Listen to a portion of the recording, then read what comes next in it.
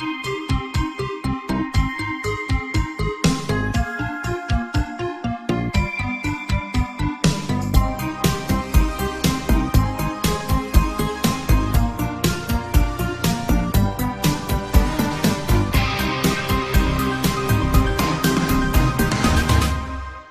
government warehouse.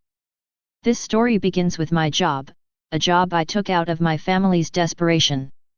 We needed the money, they were barely scraping by while I was in the military. So when I returned, I needed something, it didn't matter what it cost me, but I paid a price higher than I could imagine. My military experience goes far back, that's why I qualified for this job, but I should have known better than to accept something with a secretive government brand slapped onto it. Hopefully this entry will deter others away from my mistake. It was too perfect. We didn't even have to move, the facility was only about a 2-hour drive through the desert from my home. It has top benefits and pay, just an easy guarding job on paper, worth the drive 10 times over. I thought the late nights would be troublesome, but worth it in the end. Although, it was not worth this thing, following my every step.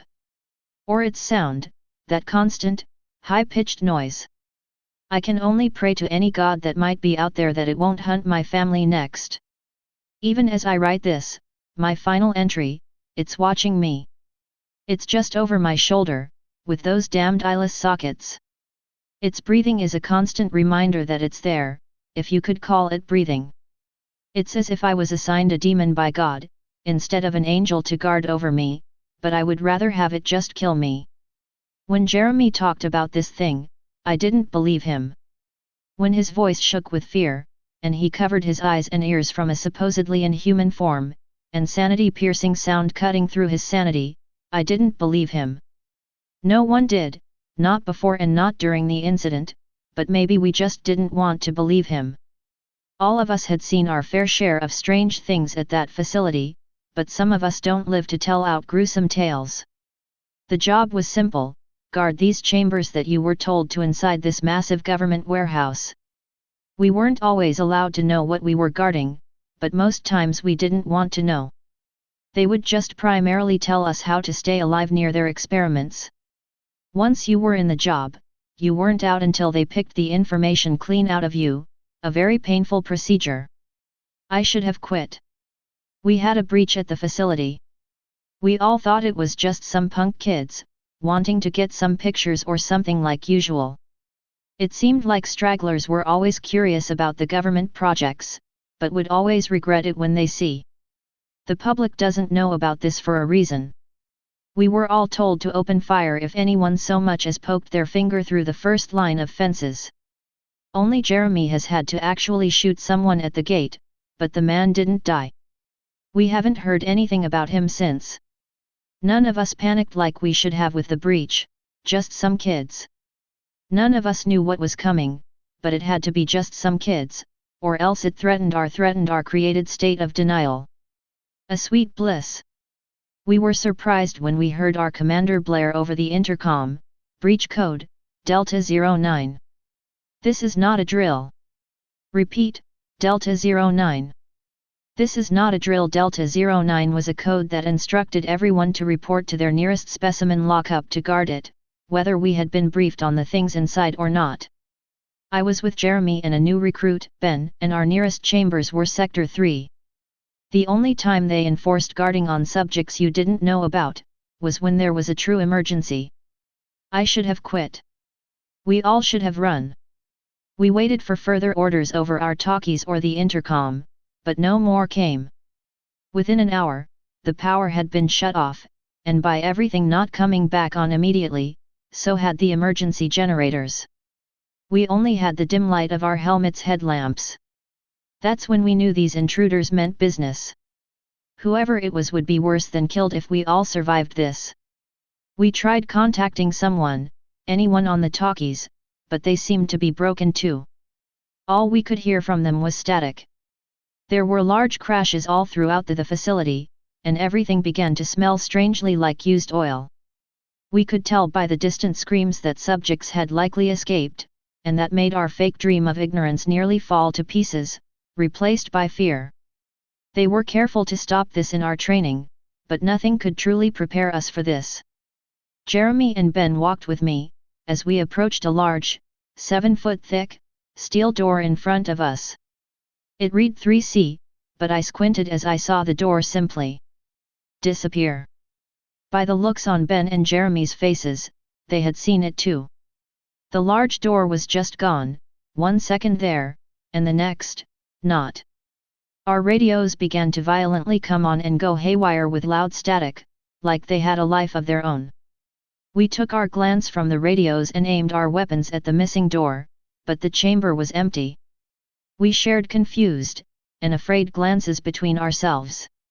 I didn't know what specimen was behind there, or if one was there at all, so I turned to ask my team.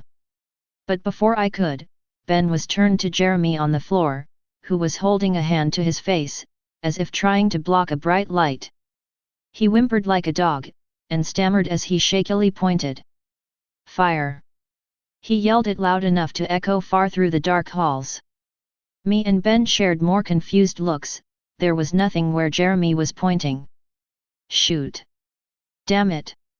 He was pleading, but we couldn't open fire at nothing, but we should have. Maybe that would have done something. It was my fault. Ben aimed, but I stopped him. I pushed his gun down, and said, "That won't do anything. We should check out Sector 3's specimen reports, and see if that offers up anything. The nearest codex shouldn't be too far from here." I was their superior, and I failed them. Jeremy was frozen on the floor, not saying a single word. I told Jeremy, "We'll be back, we have to check out the reports." "It could have something." "What do you mean?" Jeremy demanded of me. "It's right there. Shoot it." Ben gave me a concerned look. "Sir, maybe we should." "No, we have to check those reports out," I insisted, but I now realize it was because a primal part of me didn't want to be anywhere near that thing whether I could see it or not. Jeremy looked up, suddenly terrified as if he just caught up with our conversation. No, don't leave me alone with this thing. Please." I stared at him, panicked inside. "Sorry Jeremy, but if there is something there, you need to stay near the cage in case we can recapture it." "Let's go, Ben." When Ben didn't move, I turned back around. "All due respect, sir, but I think I'll stay with Jeremy." "Fine. I'll be back soon then." I was annoyed with Ben. I only wish I knew that was one of the last peaceful moments. I would always have to go to the codex to re-educate myself about the subjects every time I was reassigned, but they wouldn't let us leave this facility with knowledge of these things. They wouldn't even allow us to learn about any out of our jurisdiction. But I guess there wouldn't have been a point. Along the way, I didn't pass another walking person, or hear another scream. It looked as empty as the black halls felt. Except, I could have sworn I kept seeing and feeling something watching me constantly from my back. Eventually, I did see a body, laid against the shadows of a wall. It sat there, almost as if it was a taunt, or bait. There was blood everywhere, but I couldn't be bothered. My denial was embedded deep within me, but the fear was beginning to crack my resolve. After that, I thought I caught a few glimpses of a long, toothy smile in the shadows. And maybe a hand, begging me to come close to the darkness. It took me about 15 minutes to reach the codex. I called out, "Hello," hoping someone had the same idea I had had, but no one answered. Looking back, I should have just run from that place entirely, but I was, in a different mindset. I can't accurately explain what I felt at that moment. So I instead retrieved my keycard, and did a manual override on the door. With the electricity out, I couldn't do a simple scan. I had to open the heavy door that led inside, which was hard for one man. Once in, I dug through the countless files in the countless filing cabinets, my slowly dimming headlamp making it near impossible to navigate the labyrinth of papers and shelves. That followed feeling had passed once I entered, but now it tickled the back of my mind once again. I finally found Sector 3 near the back corner of the large room. There were 4 cells to each sector, A, B, C, and D. Sometimes different subjects showed up in different cells, but no one was allowed to interfere, no matter what we heard, or saw. I recalled as I read the papers, it was marked by the scientists as ensuing dominance onto the other creatures. Defeating them and therefore being the better gene. Our subject was 3C, and it only took the description to send shivers down my spine. It was described simply as long, dark, absent, pointing and a demented stalker. The words were hastily scribbled across the document, and some blood was stained across the top. The men forced into the chambers for testing were mostly death row prisoners, but sometimes they did it to employees that tried to just run with the knowledge. It didn't matter what we did, because we wouldn't remember anyways. But sometimes the memory wipe didn't seem to always work on me specifically. I looked up from the 3C report. I continued to feel that ever-watching presence as it became stronger. I tried to focus back on the document, but couldn't. Stronger. I heard a scream like thunder, and a distant flurry of gunfire from the direction I came from. I couldn't tell if it was real, or in my head. Stronger, soul-wrenching pain. With the distressed thought of Ben and Jeremy, I ran. I passed a withered, outstretched hand, like an autumn's dead branch as I exited the codex.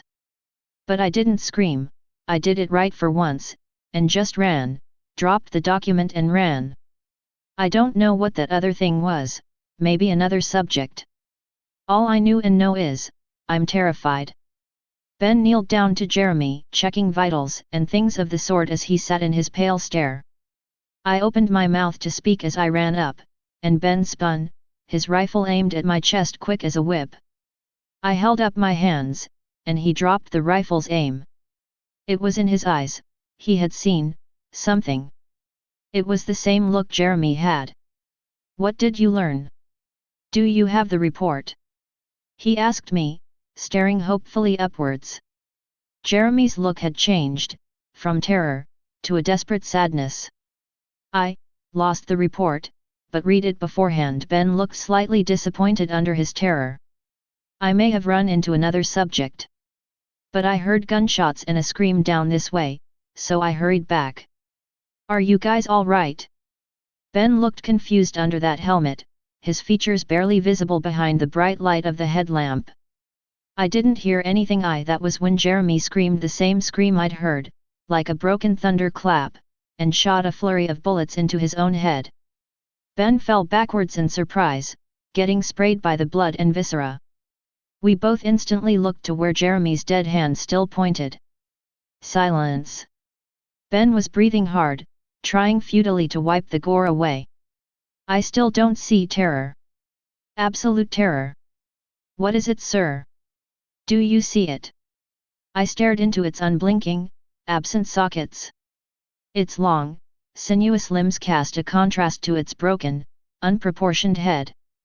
And its body, if that's what you could call it, was and is a dark and stringy abomination compiled of broken shards of death, pieced together by the demented depths of blackened infinity. It lifted its cracked branch of an arm, and it pointed at me. After that, I could never work the same. The facility was eventually recontained by measures we weren't allowed to know, but most everyone was wiped of memory, and those who refused were killed. I was among those wiped, but I haven't heard from Ben since. I thought the memory cleansing would clear me of my burden, I thought I would be finally done. But I think it stopped me from forgetting, somehow.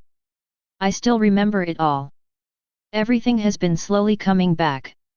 Everything. I've tried, over and over to get rewiped, but it never works. It now makes sense why I could remember, and now they're becoming suspicious of the numerous wipes I've taken. It just brings back more. It's followed me for weeks since, and hasn't let up. Every corner, every shadow, every crevasse, it was there, and still is. I never told them it had picked me, and they're likely still looking for the one it chose to follow. They have ways they can check. But this is where they're wrong. It finds you, they won't find it. I can't take this anymore, if they find out it's following me. I know I shouldn't be so selfish and release this thing into the world, but I can't take it another hour of its demonic gaze. I'm done. My hand is shaking so violently, I can barely write. Mary, I love you, and the kids, that's why I have to do this. I can't meet its soulless gaze anymore. This is goodbye. No more, no more. Stay paranoid, my friends.